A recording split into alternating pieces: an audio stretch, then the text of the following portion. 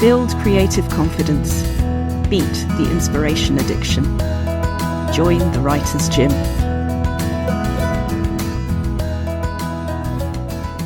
Andy Gould, my officer at Macmillan for how many years? So for me, I've been here for 7 years now. So yeah, and I'm sure you had someone before that as well. So 7 years with me. There were quite a few. Yeah. And yeah. well done. 7 years. Lasted, of course, yeah. I haven't scared you off.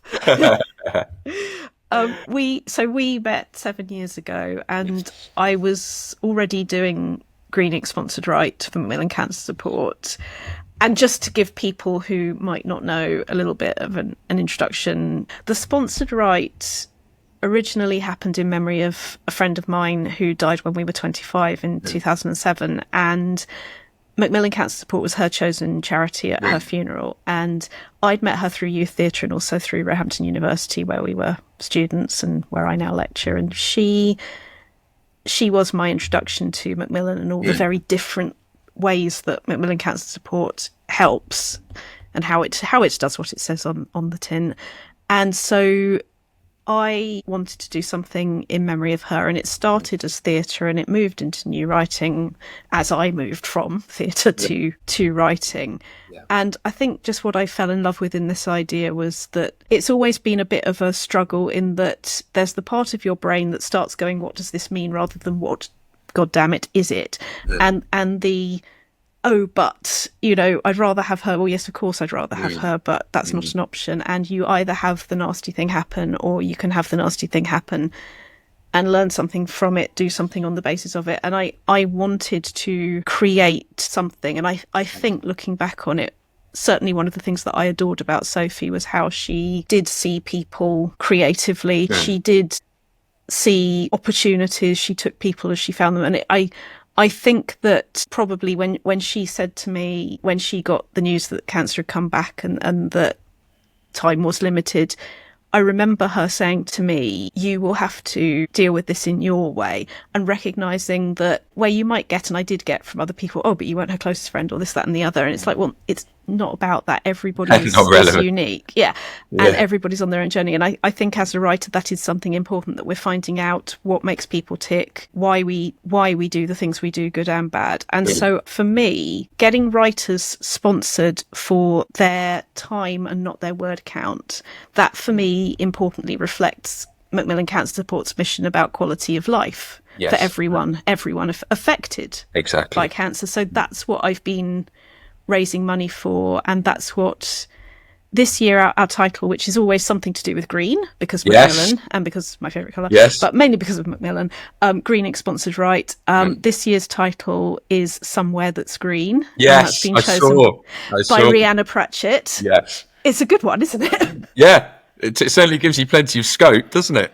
Absolutely. And that's what we want, is for it to reflect green and reflect quality of life. Yes. And you can take that anywhere, any genre, any subject matter, anything. And then that becomes an anthology, which is delivered to our sponsors by email 48 hours after the writing day ends. Wonderful. What a wonderful thing to see, isn't it?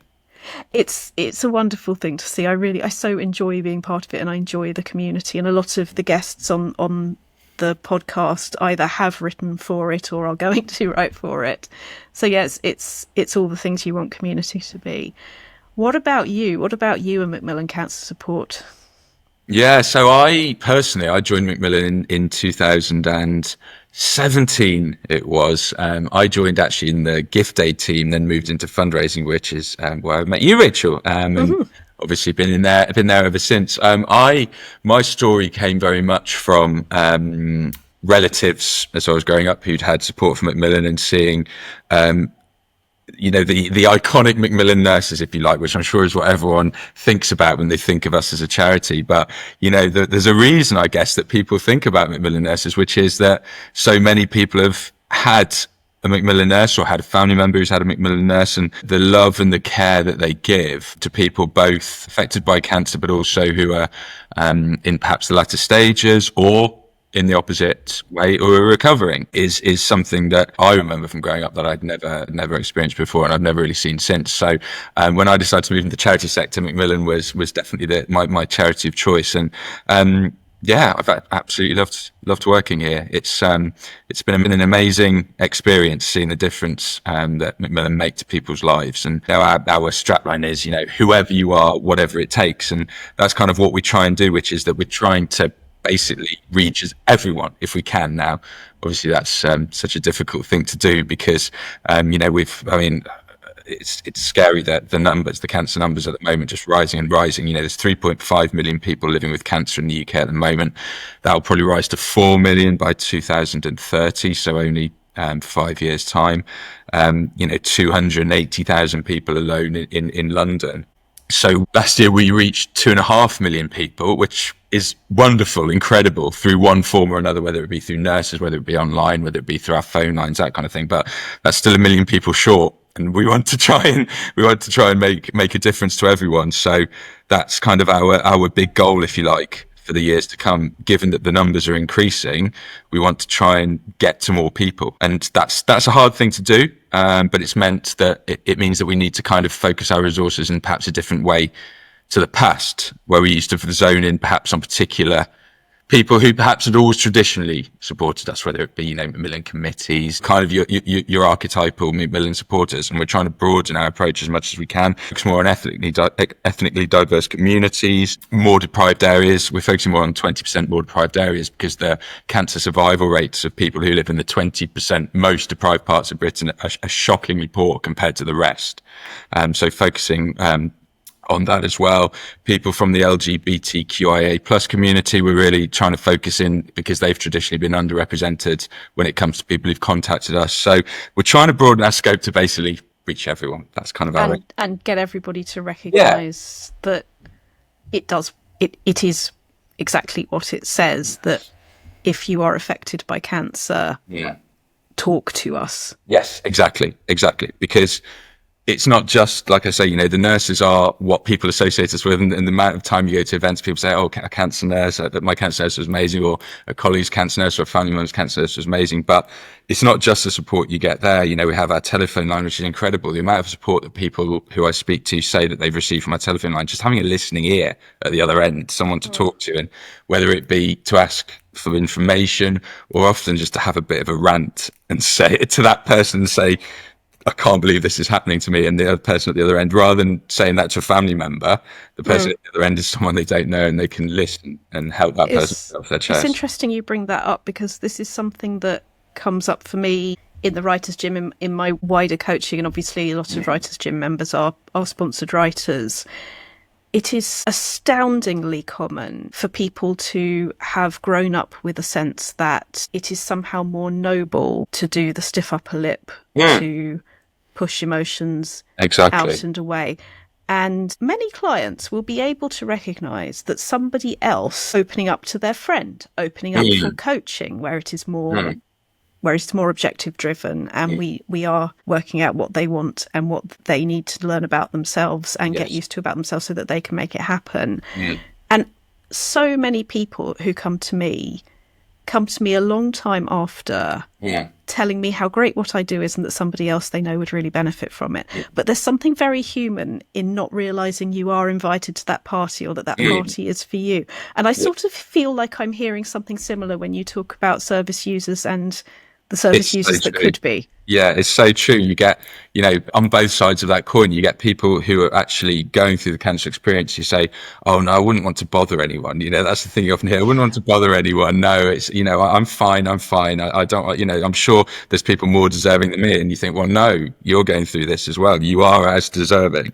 And similarly, sort of on the flip side of that, plenty of people I speak to say, I've told my family members that they should be getting support and they should be looking after themselves, which we do often, but they forget about themselves as well. So you see that a lot. People trying to do the right thing, but actually they're not necessarily helping themselves. They've got to allow themselves the space and the freedom to actually say, I am struggling, I do need help. And I think that's changing a lot, though. I hope that's changing a lot as society changes. It feels, certainly in the time I've been here, that people are more open to seeking support, especially for something like our phone line. A Macmillan nurse is the support is there.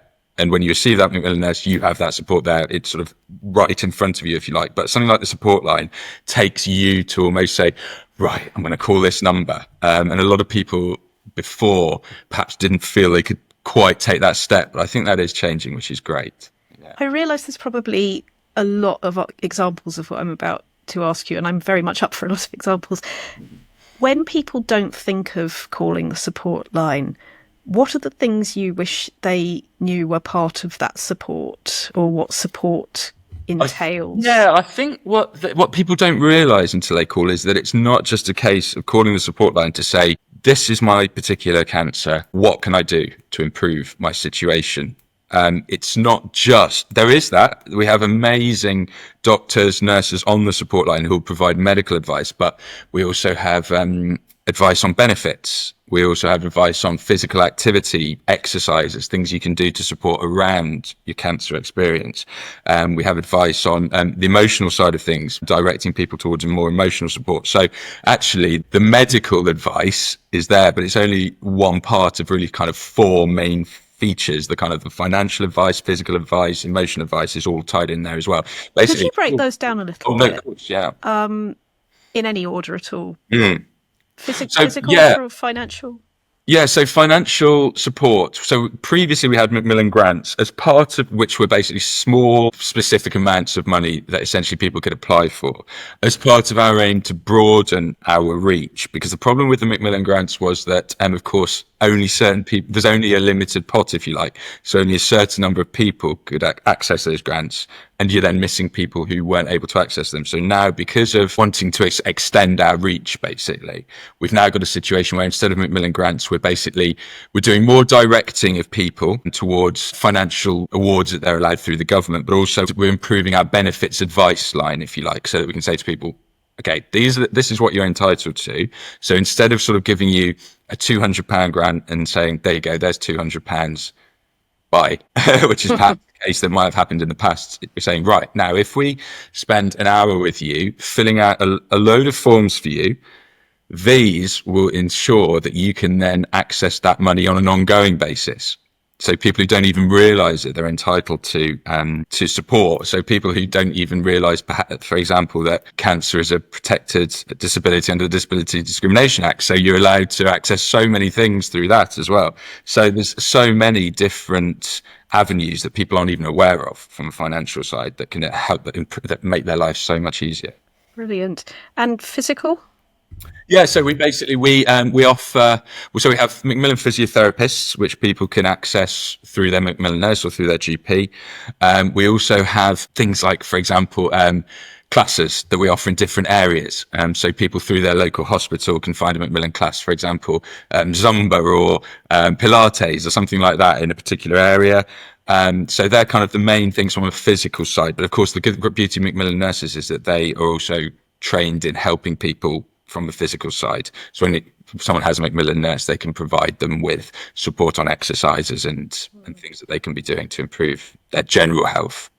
And it is that massive importance of connection, isn't it? Yeah. The things we were talking about at the beginning about why I felt bringing creativity into it is part of what Macmillan is doing is you're showing people how they can connect, they can create circumstances that mean that they are getting more community, that they are getting more useful help, that people are going to listen and have information that maybe they don't have. And I think that's the one that really sort of keeps speaking to me, is that if we don't reach out to other people, if we do try and do it on our own, then the implicit assumption is that there is no information we don't have. There is no other way this could be doing. And, there's the world gets better when you connect. Yeah, exactly. And when you meet people with similar experiences to yours, that's another sort of advantage of our online community, because the online community is huge. There are hundreds of thousands of people who use our online community, and that's kind of a great one, because sometimes people might not want to talk, and sometimes people might not be able to talk because it might be the middle of the night and they wake up. And that horrible kind of 2 a.m. to 5 a.m. period where people wake up and the night seems to be going very slowly, and they're lying staring up at the ceiling, and the thoughts that you're hoping during the day you can banish start to come into your head. And the beauty of the online community is there's always someone else awake at that time, and you can get straight on there and basically just find a friend, I guess. And then, of course, we have emotional aspect, of course.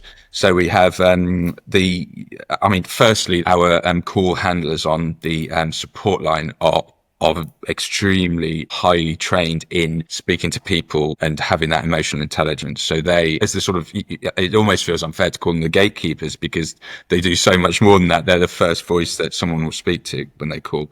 And they are well trained in speaking to people, hearing people with all different issues, but also all different approaches to the call, whether it be someone who is really positive, whether it be someone who is really at their wit's end. But also, from the emotional side, they can then signpost to a variety of kind of medical support, and if people are really struggling as well, which we do offer as well. It's quite a broad brush, really. And the fundamental thing is, don't feel like you even need to know what kind of help you need in order to phone, open a conversation. Yeah, and they are so well trained in saying, okay, I've heard you kind of unload, if you like, for 5 to 10 minutes, however long it is. This is who I'm going to signpost you to. This is who is going to help you.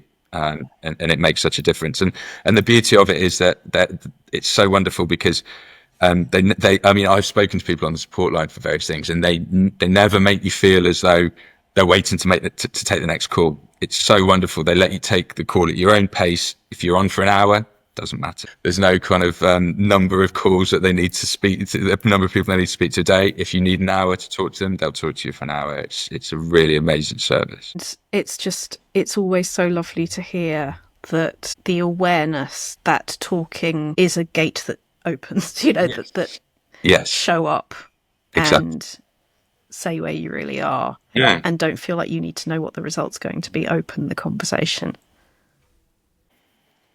Now seems like a very good time, Andy, to say some of these links, and I'll start with the sponsored right page so that people can go straight to that. And what this does is it means that 48 hours after we write this beautiful thing on Saturday the 18th of October 2025, you get the anthology Somewhere That's Green, title selected by Rhianna Pratchett, and gorgeous cover image by Elspeth Hannon, who is a member of the Writers' Gym. You'll get to read the material that is created that day, 2 days after it's written, because we write on the Saturday, we edit on the Sunday. And then the lovely Steve Shaw at White Space Design and Black Shirt Books, he sends that to everybody who has sponsored us and given us their email address, please, so that we can send it to you through the sponsorship page. And the sponsorship page that you need to go to this year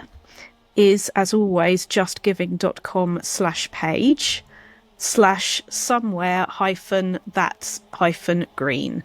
justgiving.com/page/somewhere-that's-green.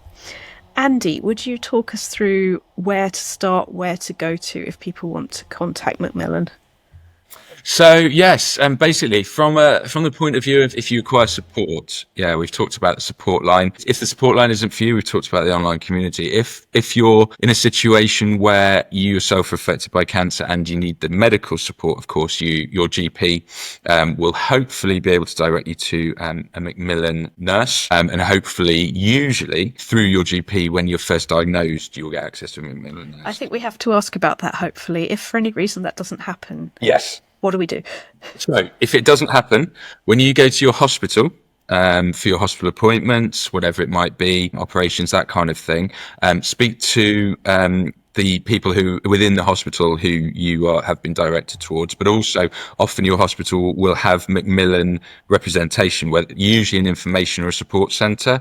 The majority of hospitals across the country have Macmillan information and support centres. So if you find that you haven't been yet allocated a Macmillan nurse, if you go along to the support centre, you can speak to someone in person there, and they will know about that particular hospital, how it works, how many Macmillan nurses there are, the availability, other routes into Macmillan. So they will be a really good source for you at the first instance, someone within that support centre, the support centre manager, because the beauty of that is that rather than someone at the other end of the phone at Macmillan who won't know that hospital inside out. That support centre manager at that hospital will know that hospital inside out, so they'll be able to direct you in the right direction. And we've got a couple of phone numbers. And I will put it all in show notes so people can get it there as well. But a quick reminder before Andy reads out the Macmillan itself website and phone number. The Just Giving page is https://www. That's my drum roll. justgiving.com/page/somewhere that's green with hyphens. Okay, and the Macmillan website, just the main website, is www.macmillan.org.uk, and the support line is 0808 808 0000, and that's open 8 a.m. to 8 p.m. 7 days a week. Wonderful. Thank you so much, Andy. For everybody who would like to read the new writing that is created supporting Macmillan Cancer Support, giving.com/page/somewhere-that's-green. The writing will happen on October the 18th. It will be put into an anthology the next day. It will go out to everyone who sponsors us on Just Giving on the Monday. So it's 48 hours from creation to publication, and we'd really love to have your support. Andy Gould, on behalf of Macmillan Cancer Support, thank you so much for joining the Writers' Gym.